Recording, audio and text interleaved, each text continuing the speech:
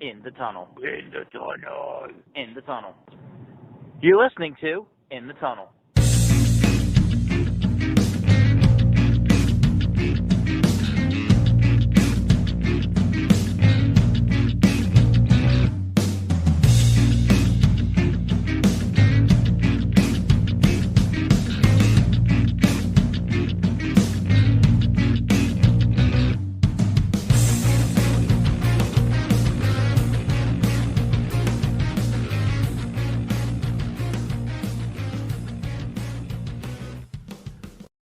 Hello and welcome to In the Tunnel, episode number 109. Yeah, so today we're going to take a look at some of the playoff stuff that's been going on.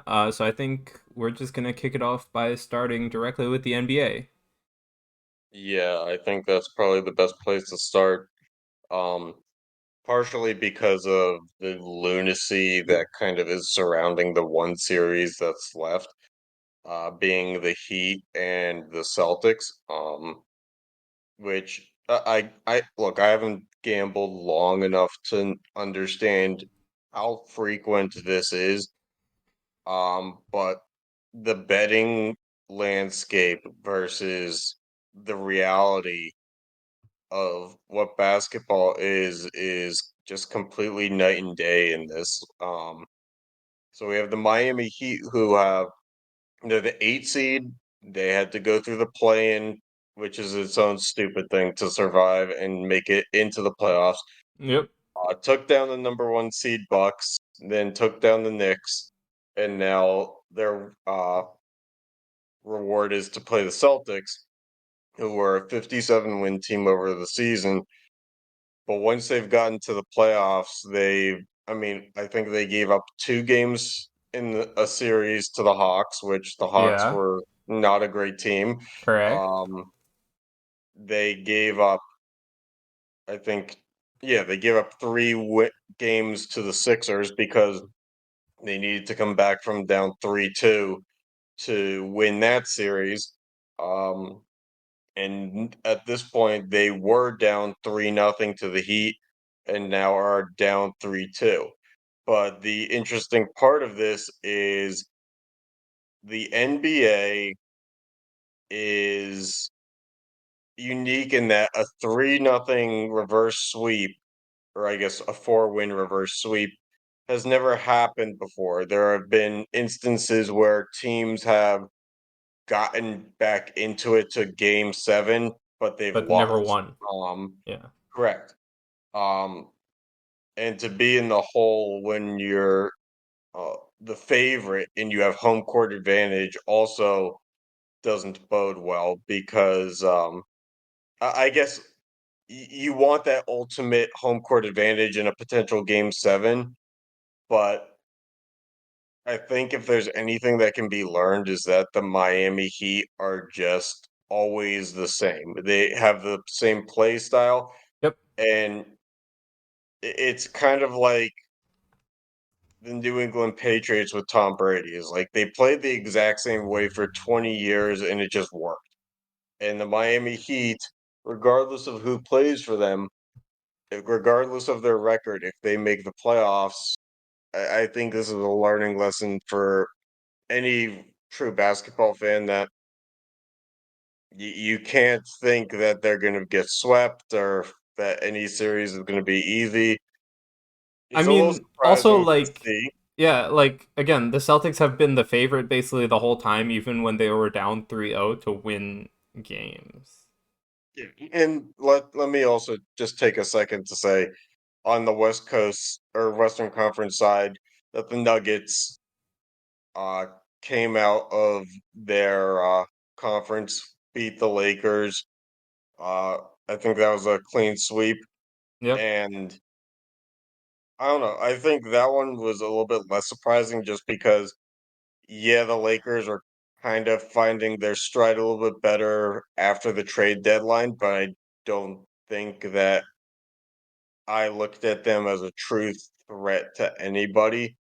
Like I thought it was a magical run for their fan base in their eyes, but and realistically, there was only a certain amount of time before that was going to fail. There Yeah. were just stronger teams with just as much star power. Mm-hmm. And I'm not saying it was going to be Phoenix that took them out. I thought it could have been the Nuggets. I think the Clippers potentially could have taken them out if they matched up with them. Um, I just think that there were a number of teams that were in a position to Fair. I don't know. But I will say, I hate LeBron's antics drastically, but I will say that what the Lakers did this year was kind of the right thing to do, and that they just got rid of Westbrook and they traded for bench depth because they didn't really have any. Yeah. And bench depth has proven in the playoffs this year to be the ultimate X factor.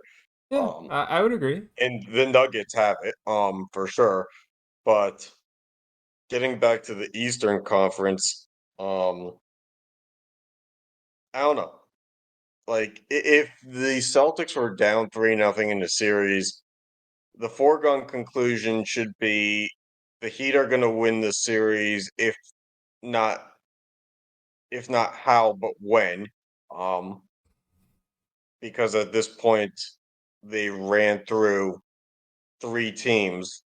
I think they took out the Bucks in 5 games. So like Yeah.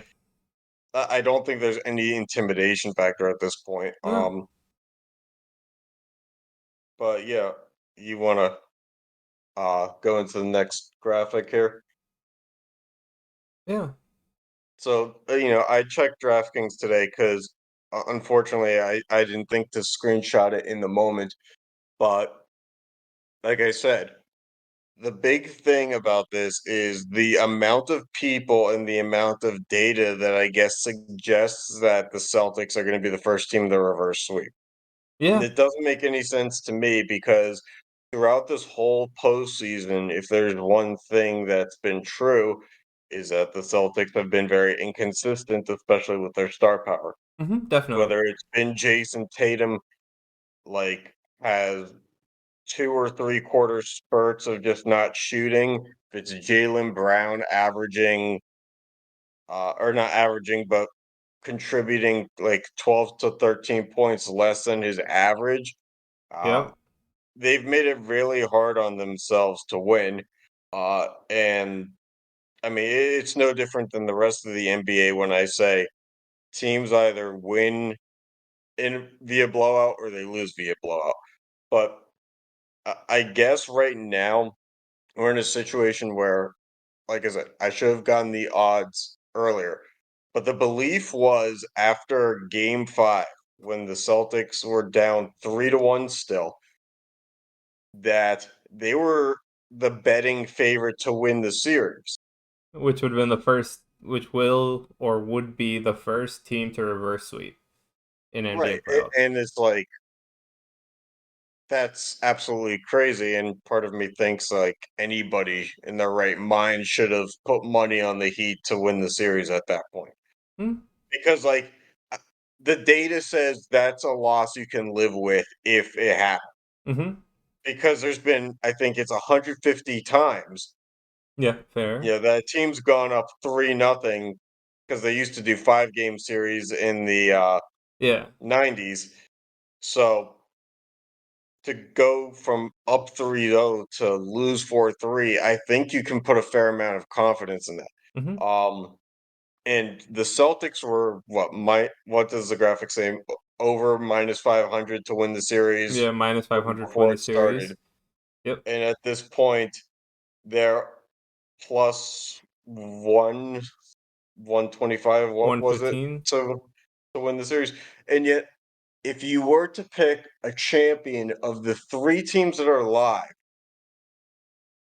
the team that's up 3-2 and at one point was up 3-0 in their series is a 300 point underdog to the Celtics.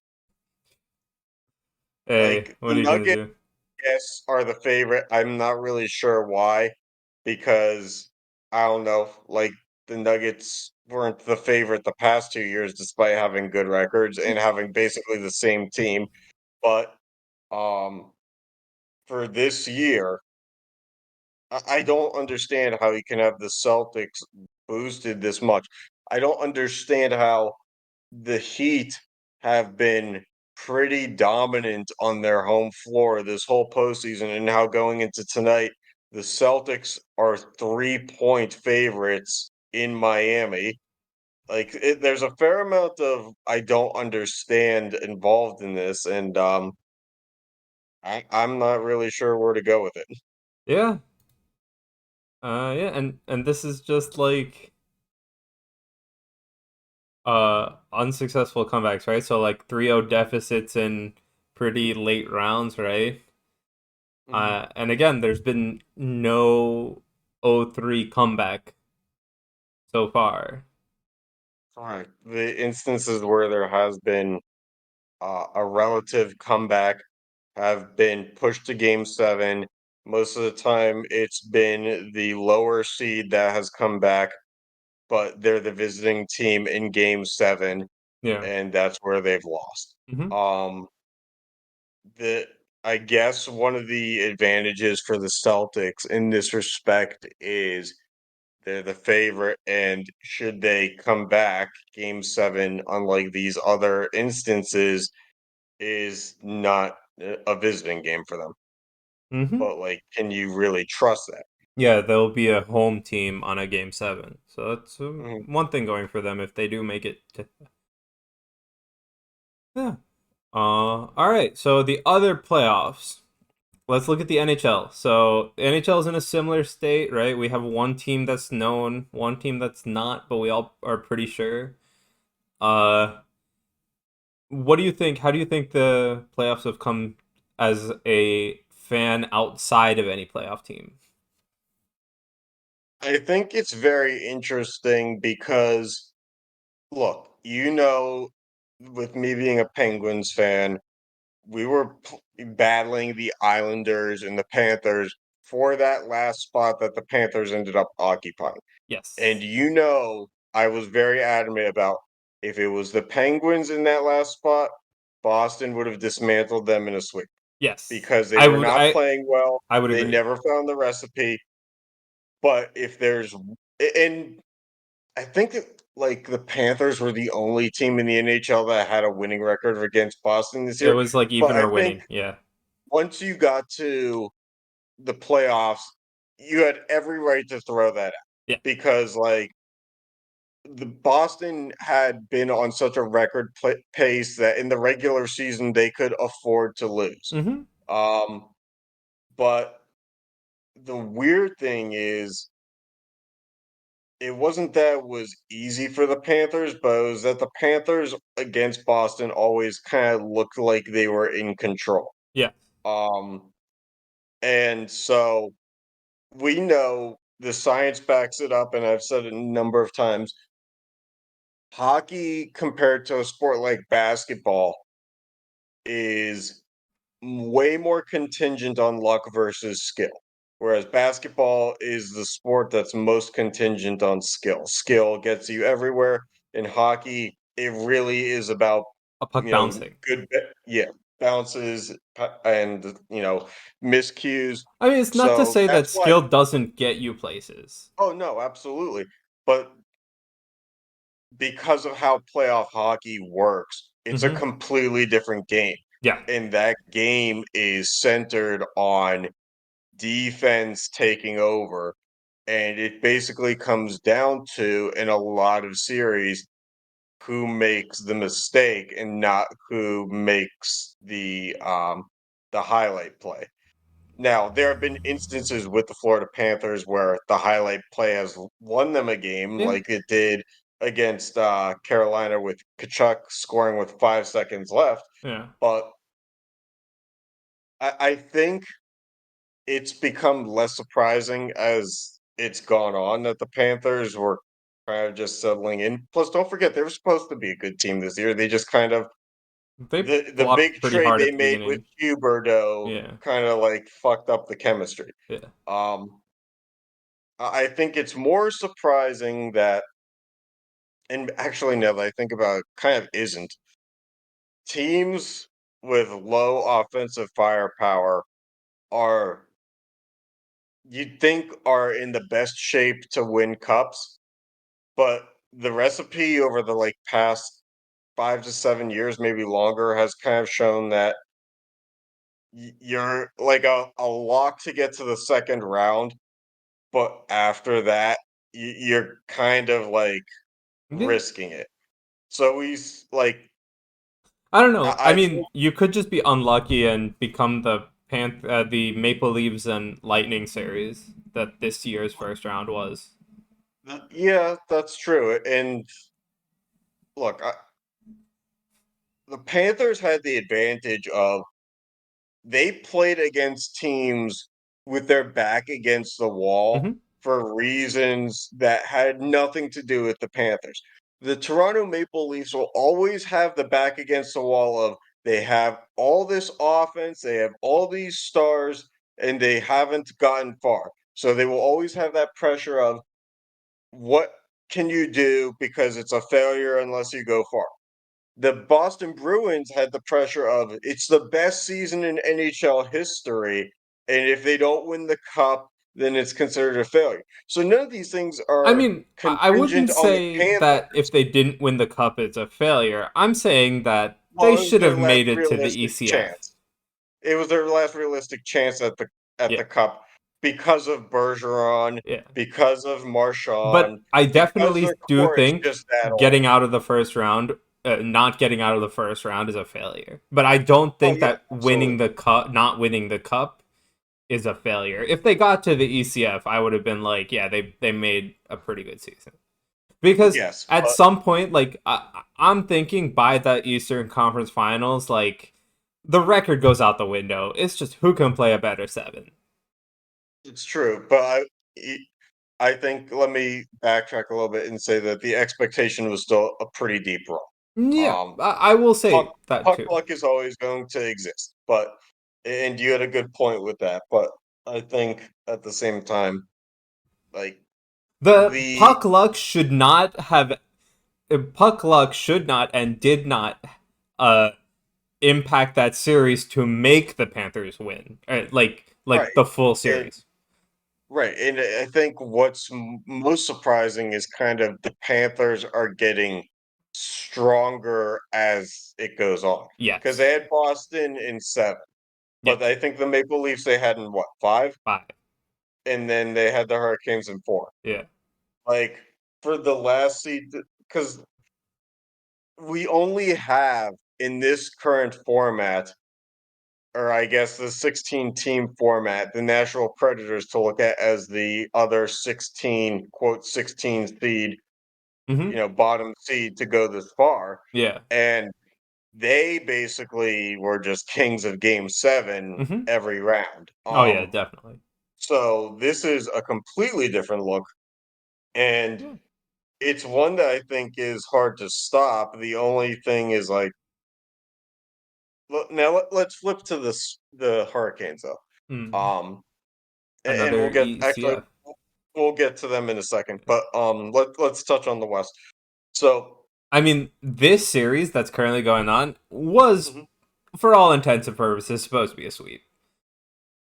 yeah, but Dallas always strikes me as a team that they've always put together a roster that's good enough to make the second round. Hmm. They've done a good job of showing their investment while not necessarily risking the farm to be good because they Yeah. have solid up and coming talent that as like Robertson and Hintz. Yeah. Um, Definitely. but at the same time, Vegas just kind of like quietly does their thing. And we With were, 3 goalies that yeah, are you wouldn't recognize them from three years ago in the league, basically. yeah. We talked last night in our pre-show about they acquired Jonathan Quick and basically have not played him at all. I don't think you They should. have instead leaned on guys who um, have been like Okay, we found out that Aiden Hill, I think, uh, was pretty much proven, but for very bad teams. Um, Yeah, and so it he had kind a of really flies good under the stint on the radar. Sharks. Yeah, and had four pretty much low backup stats seasons on the Coyotes, Yeah.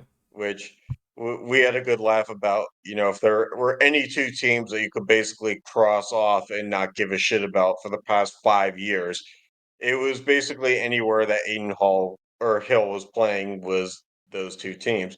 Um, but they're the Western Conference is interesting because it's the exact 180 of the style that's going on in the East. Yeah, You have definitely. Vegas pouring in goals against Dallas, whereas it was Florida in a dogfight against Carolina. Yeah. Um, I mean, again, so on the East, right? In order to get your like offensive powerhouses, it was literally the first round matchup between the Lightning and the mhm, Maple Leafs. yeah, No other team, aside from you can argue the Bruins, were as offensively talented or relied on their offense as much. And even then, the Bruins relied on their goaltending a good deal. I think Um, that's fair. so I do think once, well, obviously, right, one of those two teams between the Lightning and the Maple Leafs had to lose the first round, and Right, which I so think that in itself was advantageous for whoever played in the second round. correct. So I do think that just the teams that got into the playoffs, you were already gearing to see such different styles of play between the West and the East. Yeah, and I think to an extent every year it's kind of different West and the East. Um, But I mean, also like, if you depends look on at the where West, Marc-Andre right? Fleury's playing.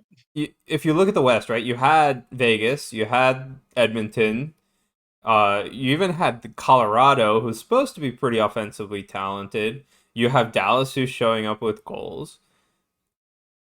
What team isn't trying to score? Maybe the Jets, but like they were what, 7 or 8?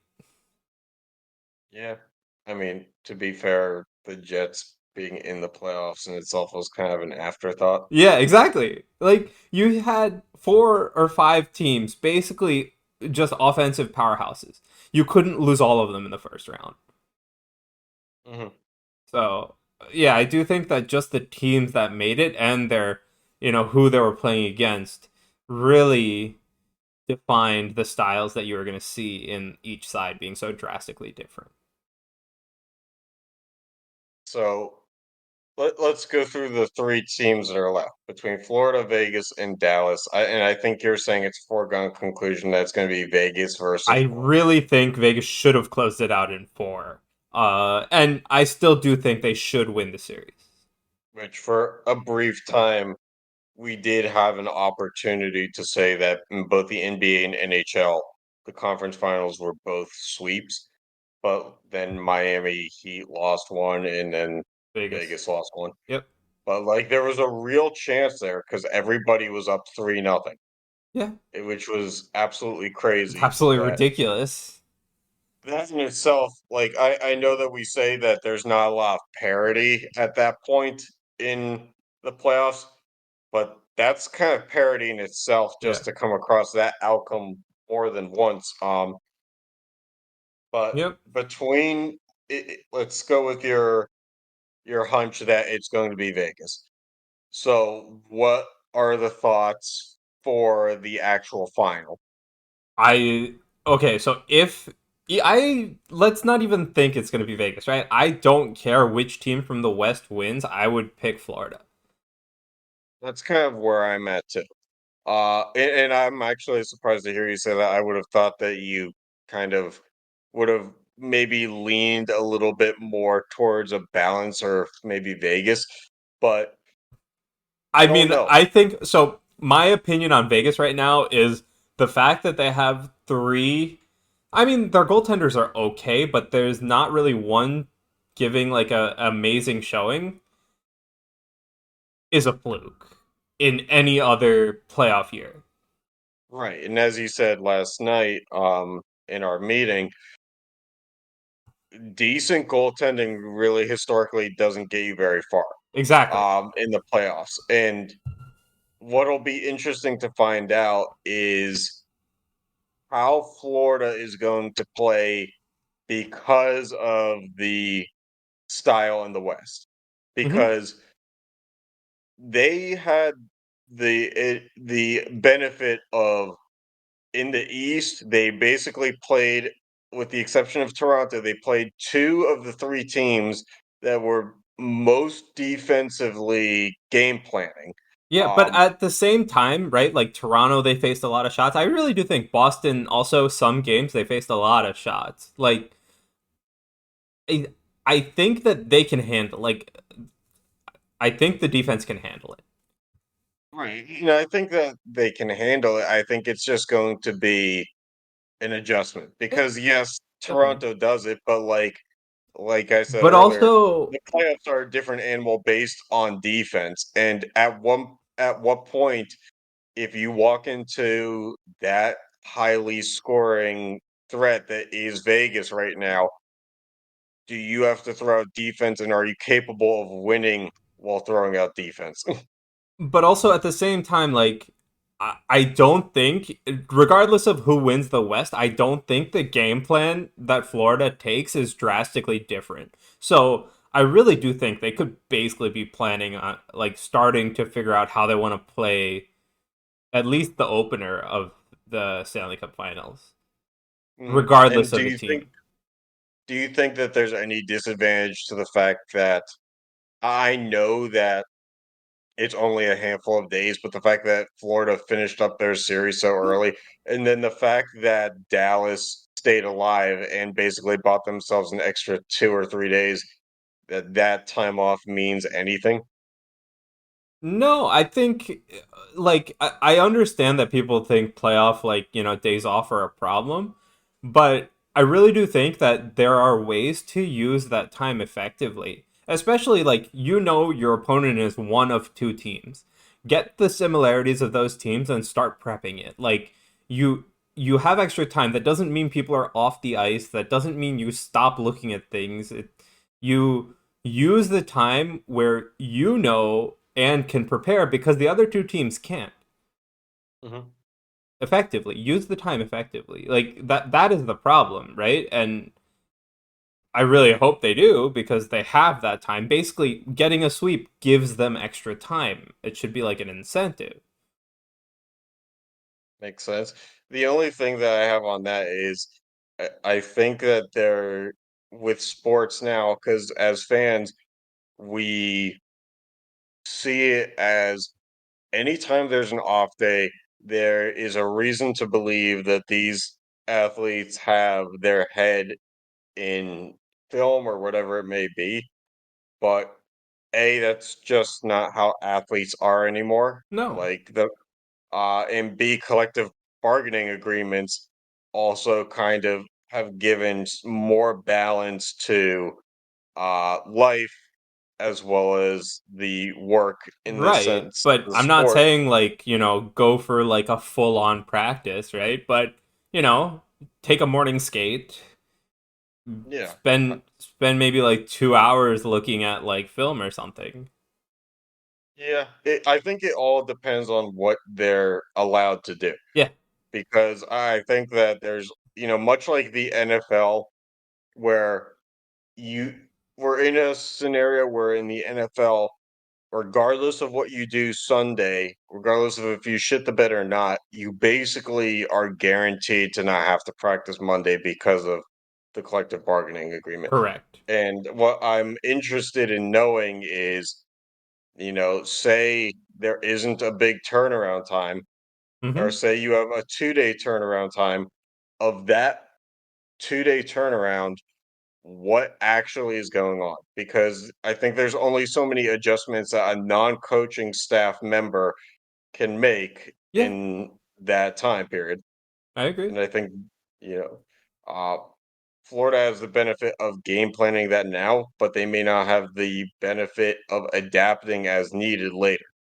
Yeah. I mean, you could also make the argument that people will have to get their legs back under them because they wouldn't have been practicing as intensely or whatnot, or didn't have game intensity around them. So yeah, that makes sense. But I'm just hoping that they use their time to do what they can do in order to prepare, because at the end of the day, all these players do want to win. So they should be doing what they are allowed to, at least, in order to prepare for winning. In theory, yes. But like, look, we live in an era where we don't know any professional athlete that smokes cigarettes, but I guarantee you they're there. Yeah. Um, like we don't know who's passionate about their craft and who isn't. And I was listening the other day to a podcast where they were saying, in basketball, any guy who's 7 foot grew up being told by everybody around them that they should play basketball because of their height.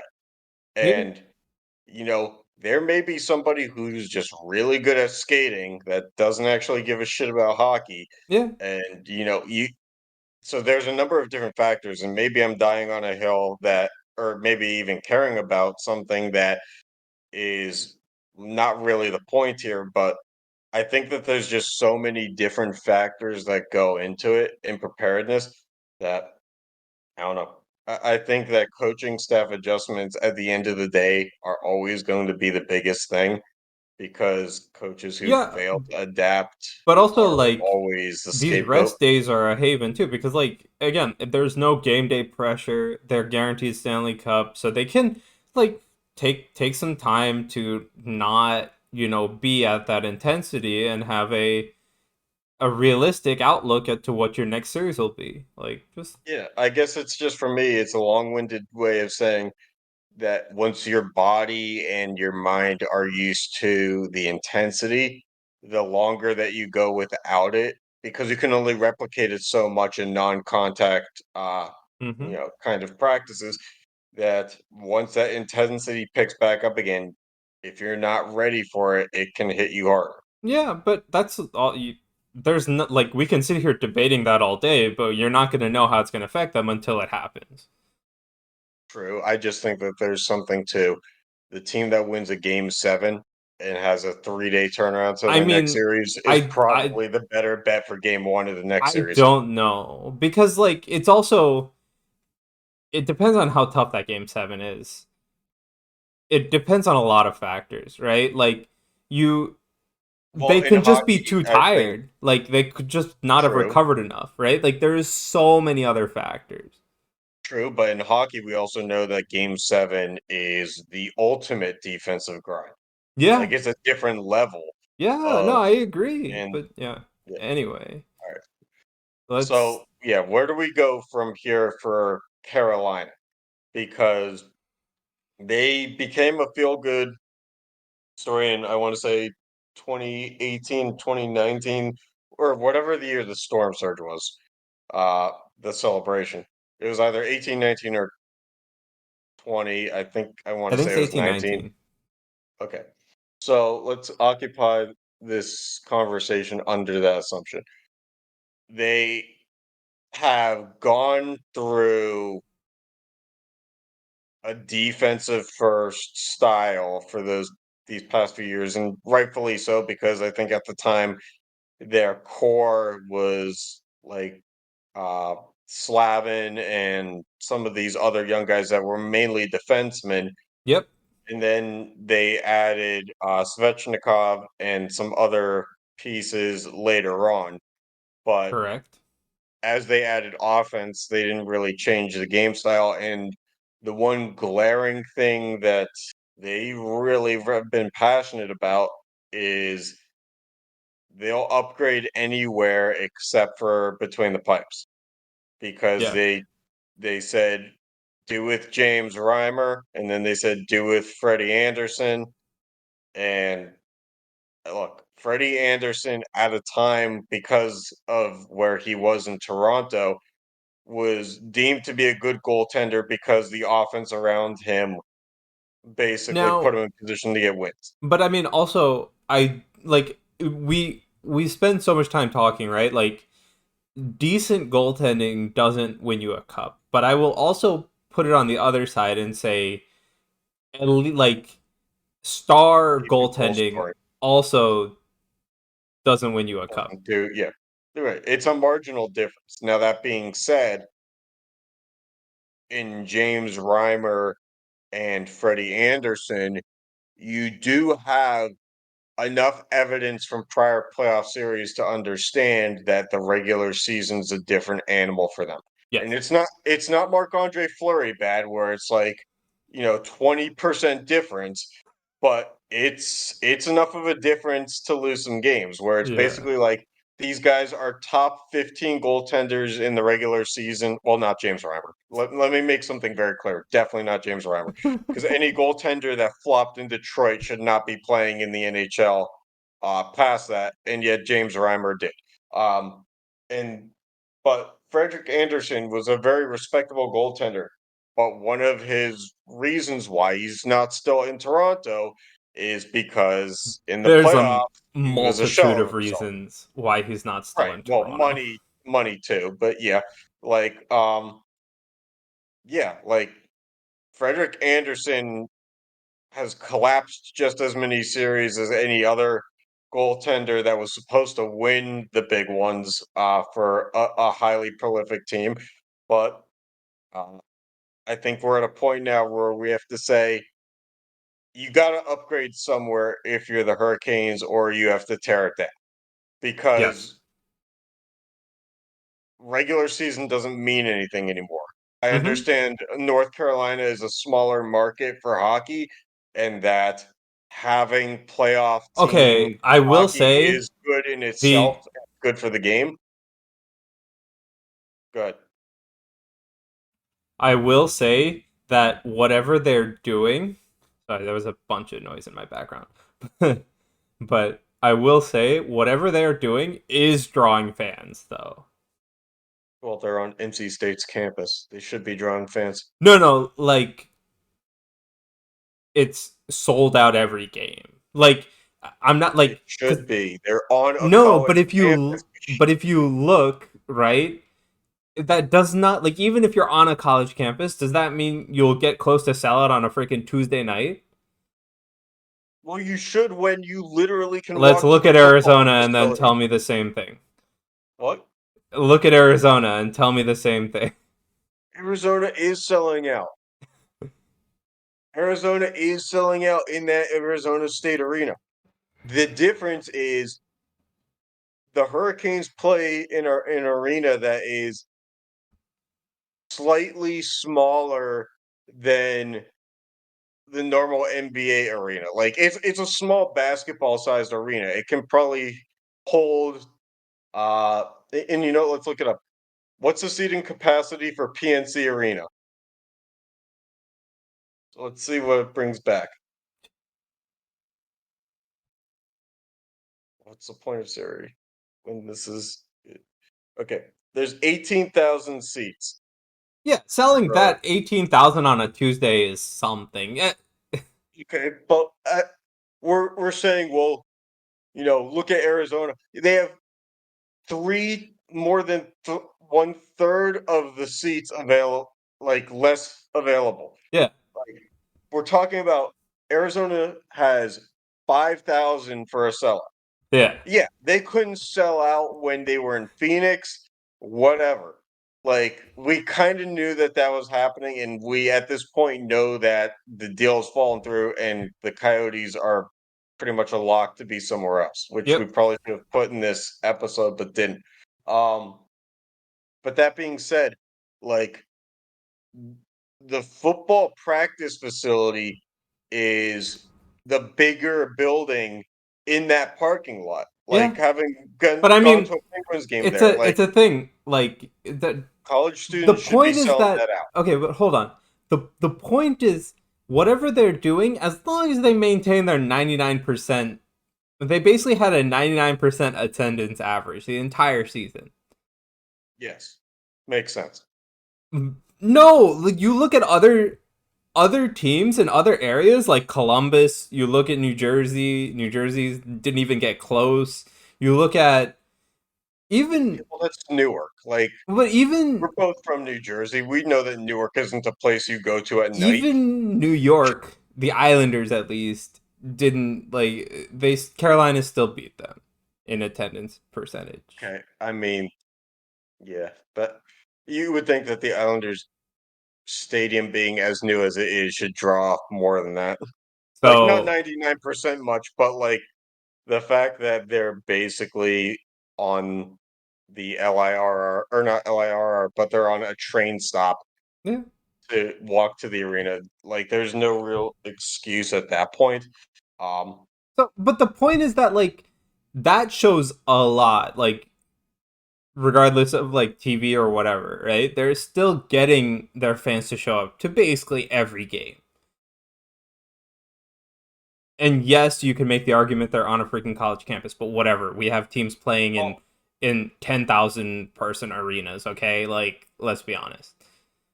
okay, so let's take a look at the attendance before this year.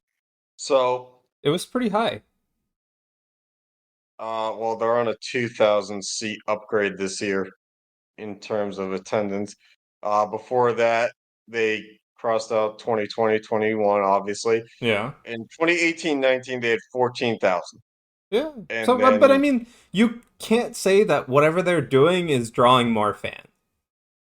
You you literally can't like whatever they're doing is working for them. Now, do I agree with you that they do have to make more changes, but well, it's not the storm surge that's driving them to, like, when they had the storm surge year, that probably was the number one reason. People wanted to see what the show was going to be on the ice after. yeah. But But now it's like, now yeah, it's a it's winning good hockey. hockey team. Okay. Now, let's also just fill in the cracks here and say they averaged in between 2014 through 2019, they still averaged, I mean, it's drastically different. It basically goes anywhere between Yeah, I would 12,000 say the to lowest. 15,500. Makes sense. So, I mean, it's probably not the lowest in the NHL, but So, I like, mean, like that's also not anywhere near what the Florida Panthers do in October. right, but my point is that like yes, so for the like they hit the Eastern Conference Finals again, right? Like whatever. But at the same time, this hockey team is a business, right? So whatever they're doing not improving their team, they are getting fans to show up in the seats with the team they currently have. So what is next for them is a question in itself because like okay, well, how do they ideally want to keep the fans drawn? And for us hockey fans, it's improve your team. And what's the place that we know that they can improve their team? It's James Reimer, right? And it probably also is somewhat on offense. I hate to say Jordan Stahl's been good in Carolina for a long time in terms of being a leader, but he never has matched any of the point production that he ever was climbing towards in Pittsburgh. Yes, And for whatever reason, I'm not saying I'm rooting against him, but the fact that he's still on the Hurricanes at this point in his career probably indicates that there's a bit of, what are we doing here? Like that probably, and let's take a look at the lines because, like, I'm curious to where he actually fits. Okay, so he's a third line center. that's where I Um, would put him probably. okay, and they do have Paul Stastny. Um, they have Tivo Teravainen, and then I we're looking at. I mean, I don't know hockey as well as you do, but other than Sebastian Aho this year because of Svechnikov's injury, like, you don't have a ton of goal scorers here. I'm not saying that a Oh, team needs to have a Crosby, Gensel, Rust line or yeah. like one of the Boston top six lines to be successful. But what I am saying is, when I look at Stefan Nojin, Sebastian Aho, and Seth Jarvis line, I don't really expect production outside of Aho. When I Yeah. look at Teravainen, Drury, and Kakaniemi line, I don't expect a lot of production aside from Teravainen.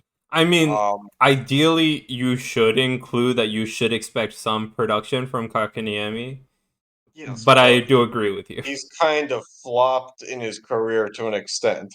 Yes, no, no, In but I'm terms saying of is what he was like supposed he to is the player that you would hopefully expect the other more production to come from. I'm not saying he did or will. Mackenzie Makarin, Jordan Stahl, and Martin Neckis on a Yeah, line. but just the That third doesn't line, spell man. scoring at all. Okay, but Third and fourth lines, like I expect most of your scoring to be out of your first two lines, and okay, well then in why order isn't to Paul win a Stastny on game, the third line and just double down on the third line instead of the fourth line?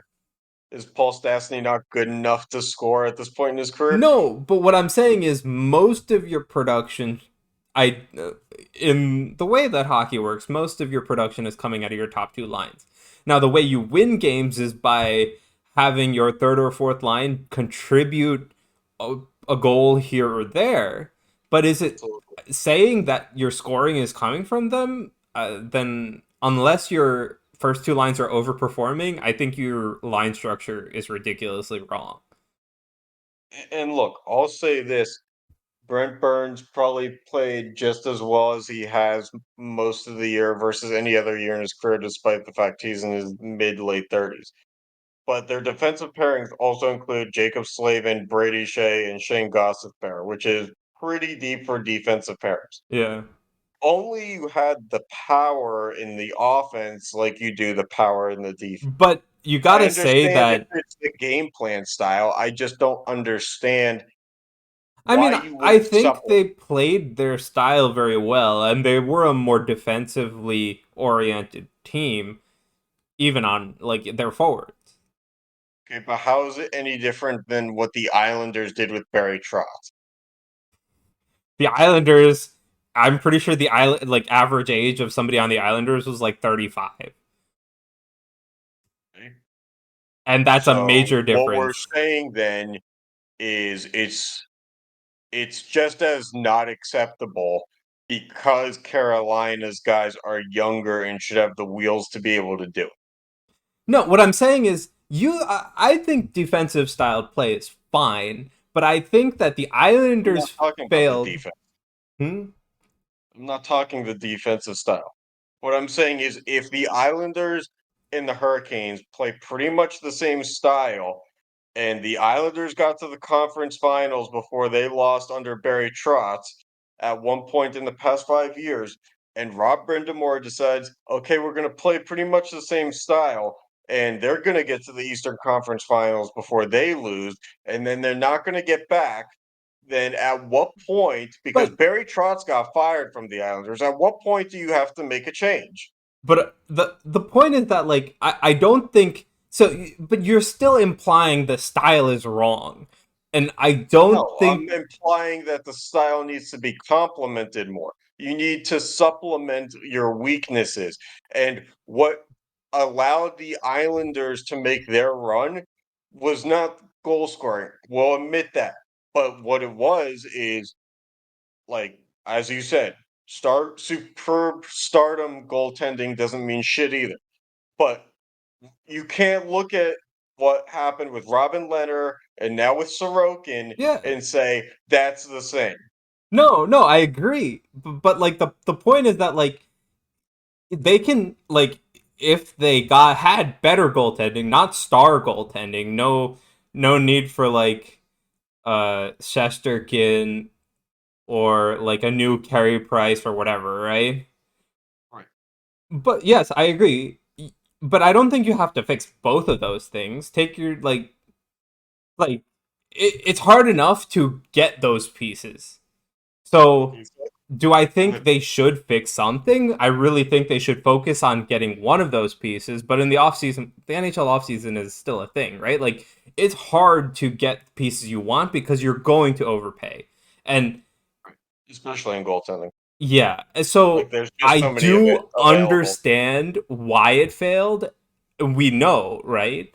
But fixing it isn't really that easy. So at this point, and I'm gonna ask you genuinely, if you're the Hurricanes, what do you do? Do you double down further, or do you look to make a change that's a little unconventional?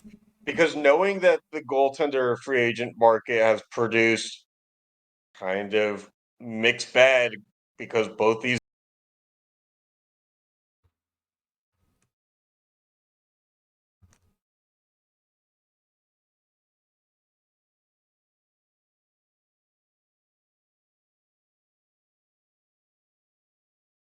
we supplement them instead of supplementing somewhere else. Um I really think they should try and fix one of the areas, right? Get another offensive talent or get a goaltender. But it's hard, right? Like coming into the offseason, like as a Devils fan, we went into the offseason last year and we're like, let's do something, right? But it's very hard to get what you want and be okay paying that price. Right, especially through trading for goaltenders. It's a premium haul that Right. So, do I think they Carolina's should do prospect something of all. unorthodox? Not No, really, because they risk too much in you don't know if their farm is deep enough. correct.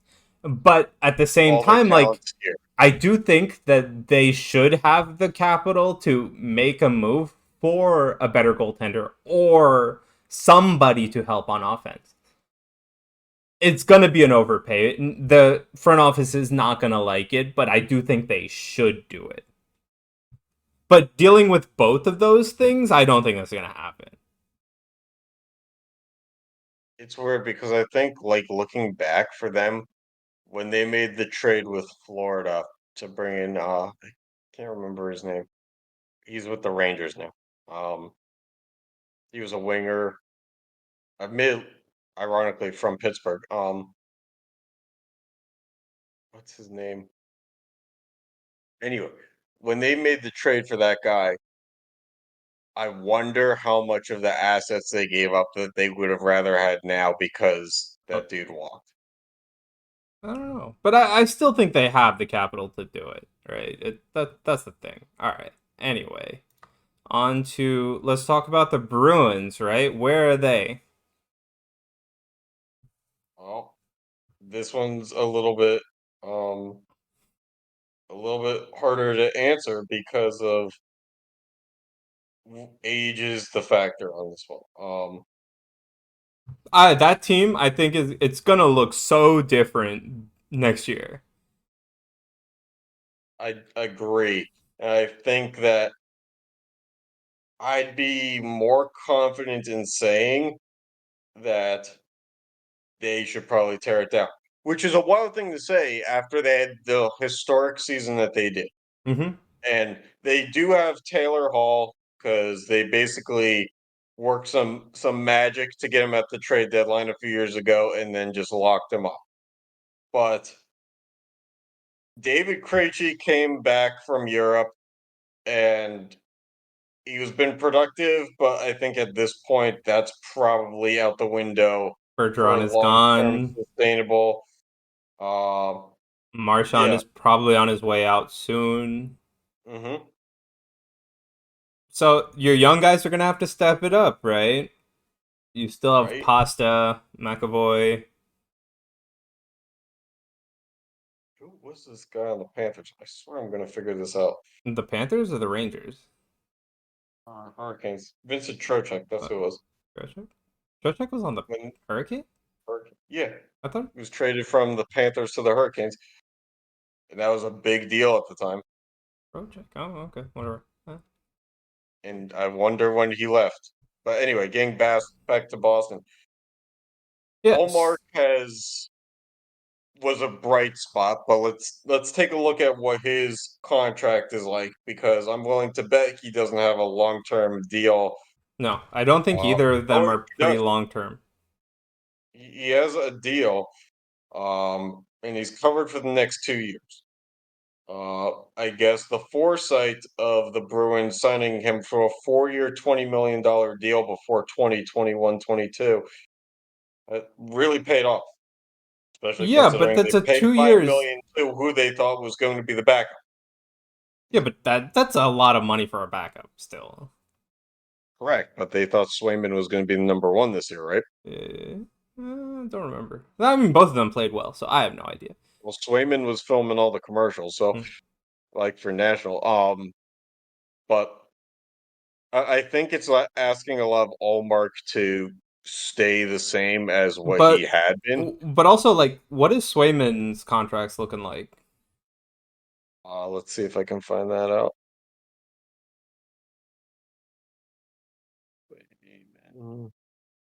Swayman is he's on a 3-year deal, but as of when he's a free agent, it looks like Yeah, so he's he gonna was get on an paid. ELO. He was on an ELO. ELC. Yep. Yeah, he's gonna Yeah. get paid. ELC. Yeah. So Um. Which which depletes the roster that much more. yeah, Um. And so let's take a look at the roster in its entirety here. with Um. Pasta on your way out, Krejci on your way Yeah, out, he's a free agent. or All right. So no, sorry, let's not take a look Pasta, at but guys who because they do have some young guys like the Swayman was 24, Frederick was 24, yeah, uh but who's Pavel Zaka's 25, yeah, McAvoy's but Pavel 25. Zaka, we know what type of player Pavel Zaka Really, is. McAvoy or I'm sorry, Pasternak's only 26. Yeah, he's I young. was thought that that dude was like 31. No, That's crazy. All right, but anyway, Tyler Bertuzzi's 27. I'm curious on his contract, because that seems like a trade deadline deal. right, but Um, my point is that like, okay, so you had all of the leadership in like Bergeron, Krejci, Marchand, right? right, which they're 37, 36, and 34 Yeah. in age. So, but And like then you have now Nick that Foligno at Bergeron 35. and Krejci are definitely on their way out, and Marchand is probably on his way out soon. Correct. Um, where do you get that leadership from? It's up to Pasta and McAvoy to really step it up. And where do you get the point production from too? Because Again, you're looking we're at the looking at two here young is guys I've mentioned. 57, 58, and 56 points. Yeah. You're looking at the two young guys I mentioned. You have to if you're a Bruins fan, right? Because on you're not getting that production out of Zaka. He did He okay, had but again, he was 60 on the check points. line.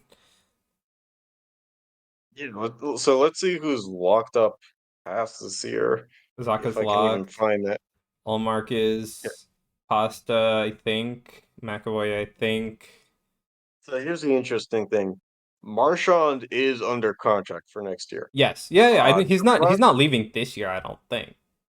well, but you know who also is Jake DeBrusk is a free agent. Uh, Um, they probably, if they're smart, are going to trade Charlie Coyle away at some point because he's on pretty major hit at almost 5.3 a year for the next 3 years.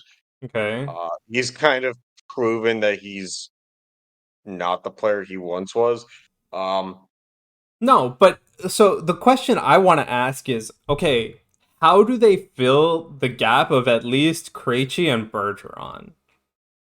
Right? Let's worry about getting a backup for Olmark because that's what it looks like you're gonna try and do later.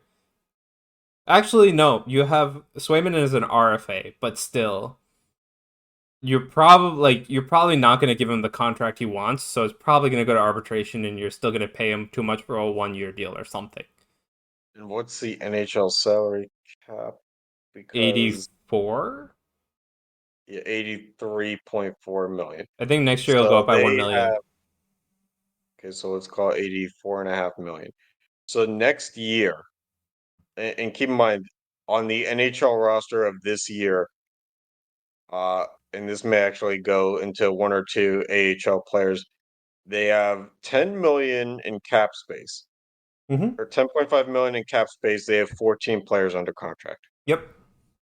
That's going to be really hard to pull off. Yep. And yeah, They're looking at some yeah, I hope AHLers that to they step up or getting some good deals, which is going to be and really that's going to hard. be just as hard Yeah. because when But the you point is trade at that the like deadline. you're losing a two pretty big pieces, basically, Krejci and Bergeron, right? Mhm. Who's gonna step up in their place? And you're really hoping right now it's Pasta and McAvoy. Yeah, I don't I know. don't see anybody else on the current roster who could potentially step it up to that level. Would you agree? Look, I think that they take a major step back next year, whether they like it or not. Hmm. Or maybe not a major step back. I could still see them being top three in their division because it is Boston. Hmm. And they haven't really needed to rebuild very firmly in the past 20 years. Um, I do think that depending on how next year goes and whether Marshawn decides to retire or not, I think that's going to be a huge indicator. it's going to be a big indicator. And I think it's also going to come down to if Pasternak wants to stay around for a rebuild because he has a no trade clause, it looks like, but Yeah. he's under contract through 2027 at 11.5 million a year. And if you're just going to tear it down at that point, you might as well just get what you can. Yep. Exactly. All right. On to the MLB as it is currently going on right now. Yeah, lots going on with Oakland. We're about what, like 25 games into the season for most teams. Oh, we're way above that. Are Like we? 50 games in. Oh, okay. Well, the Athletics going into today were 10 and 43. Oh, So right. They there's are no 10 and way. 40. I'm not done. Um, so yeah, it's a little bit of a mixed bag between current and future here because from what I've learned, the owners of the Athletics had no real desire to ever keep the team in Oakland. Yeah. And every time they proposed stadiums, and they kind of knowingly proposed stadiums with knowledge that as soon as there was a hiccup of like who was going to pay for it, they would just like withdraw. Mm-hmm. So all the renderings we've seen for great stadiums in Oakland over the past few years were probably all bullshit. No, they're all fake. Um, All fake. right. We- it was just a hype train thing, Mm-hmm. but I think what we've seen now, and I'm curious what we're going to see with the Arizona Coyotes because of what this kind of means in the same landscape at the same time, is that Oakland to Vegas has obviously worked for the Raiders, although uh, Vegas was really kind of more ready to roll out the red carpet for the NFL. Mm-hmm. And now it's kind of like, well, Vegas will take the MLB team if you want to give it up, but like they don't really need it. Like Right, but they've I had a do fair amount think, of success with the Knights yeah, they also to have their supplement the Raiders. two. The Chargers are moving there too, right? No, Oh, I don't remember. Chargers No, moved they to moved to LA. Yeah, I'm LA sorry. a little bit in the past there. Yeah, yeah, All yeah. right. No, but yeah, so they had success with the Golden Knights. They have success with the Raiders. I do think Oakland also has the problem of being like San Francisco and LA are all like It's in the shadow. right there, right? There's four teams right there, including them. Right. Plus let's also say what it is in regards to Oakland. For being right next to another major city in San Francisco, the reputation that Oakland is the dumpier option of Yeah, between San just like Francisco the and Raiders. Oakland. Right. So like I think it's fair to say that right now San Francisco has that locked down to an extent to where it's like, if I'm a football fan and I really am going to value the organization, the location, stuff like that, and I live in the Bay Area. Why Right. wouldn't I just be a 49ers fan? Because they have a stadium that opened up less than 10 years ago. They have great history, just like the Raiders. You know, Right. The Golden State Warriors left Oakland and went to San Francisco. Yeah. So, like, the Athletics are all that are there now. And they've shown that in this ever growing sports world of constant renovations for their facilities, that they have no interest in doing that. There's Hmm. possums in the visiting uh, telecast booths to the point where the Mets actually, their broadcasters walked in and smelled possum shit and were told by the athletics like organization, like, just take another, because like this possum lives here and you just can't be in this one. Like, that's what hospitality is to the athletics right now, is like the possum gets this booth. Right. And Anyway, so yeah, they released a rendering for a ballpark in Las Vegas, which would cost like almost $1.5 billion. Do I really think they need a $1.5 billion stadium? No. Do I think they're gonna ever get to even 30,000 people past the first season in a seat? Probably not. Um, but anyway, yeah, they have the lowest attendance so far. by a whopping 3,000. Almost four. It's like three and a That, half. that's a pretty At bad margin to be in last place. 8.9 thousand people per game. Yeah. I mean, it's not good when you can't top 10. Yeah, it's also like you're right there with Miami and then Kansas City. Miami, we understand they're basically just like whatever. Kansas City, even that's at Miami is like, double. if I'm going to be out in the sun, there's a million other places to be in Miami. Yeah, exactly. Kansas City's rebuilding, and Yeah, but the like Kansas City can still draw double the amount. in Kansas City is kind of a small stadium. Yeah. So again, and even Pittsburgh is at like 17. But Pittsburgh, like your fan base is You pretty draw other loyal. fans too. Like, I went to the game against the Blue Jays, and I did not know that Toronto was like a 5-hour drive Hmm. from Pittsburgh. So like, we draw other fans when the Mets come into town. We're gonna have tons of Mets fans. Yeah, Like, everybody wants I to made that road take trip. in the view. Yeah, and you have. Hmm. Remember the Brewers game Yeah. No, I even made that road trip like quite a long time ago when we were. before it was with me being Yeah. here. But I think what's interesting, like, yeah, we have the stat that says the same night that they had 3,000 fans at an Oakland game, there were 11 of 13 AAA minor league games that had surpassed Yeah. attendance, which But I AAA mean, stadiums like, basically have less than 10,000 capacity.